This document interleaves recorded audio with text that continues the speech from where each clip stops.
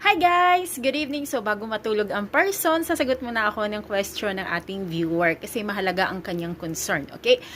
Na-approve ang loan ko sa aking employer pero ang Pag-ibig Fund ay na-denied ito. Hindi na-approve ng Pag-ibig ang Pag-ibig loan.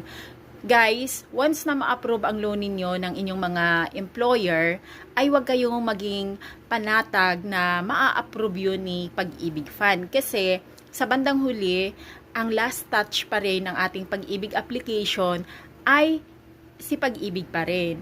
Na kay Pag-ibig pa rin ang desisyon kung qualified ka talaga na makapag-loan ka or makapag-renew ka ng loan. Okay?